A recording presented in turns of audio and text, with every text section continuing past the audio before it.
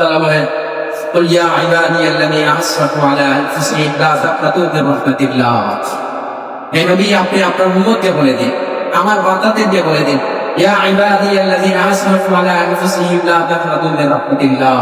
হে আমার বান্দা, যারা অন্যায় করেছো, যারা পাপাচারের মধ্যে লিপ্ত আছো, যারা ব্যভিচারের মধ্যে লিপ্ত আছো, যারা সুদ ঘুষের মধ্যে লিপ্ত আছো, যারা হারাম ইবলাদের মধ্যে লিপ্ত আছো, লা তাকনাতু মির রাহমাতিল্লাহ, আমার রহমত থেকে তুমি নির্ভর হই না, মানে ভরসা চাইবে না, হতাশাগ্রস্ত হই, হতাশাগ্রস্ত হই না। লা তাকনাতু মির রাহমাতিল্লাহ। তুমি গুনাহ করতেছো, তুমি গুনাহ করে এটা মনে করিও না তুমি একেবারে ধ্বংস হয়ে গেছো, না, এখনো সুযোগ আছে, সময় আছে। লা তাকনাতু হতাশাগ্রস্ত হই, লা তাকনাতু মির রাহমাতিল্লাহ, ইন্নাল্লাহা ইয়াগফিরুয যুনুবা জামিআ। নিশ্চয় আল্লাহ তাআলা সমস্ত গুনাহ ক্ষমা করবেন, আল্লাহ তাআলা গুনাহ ক্ষমা করবেন। ইন্নাহু হুয়াল গফুরুর রহিম, আল্লাহ তাআলা ক্ষমাশীল দয়াশীল।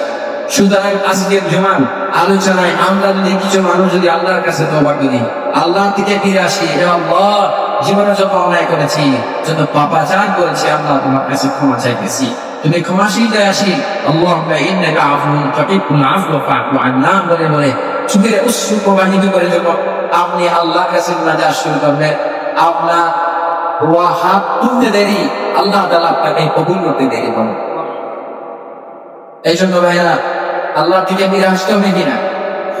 মৃত্যুর আগে সোজা হবো নাকি মৃত্যুর পরে সোজা? মৃত্যুর পরে সোজা দেয়নি, মৃত্যুর পরে সোজা হওয়ার কোনো লাভ নেই।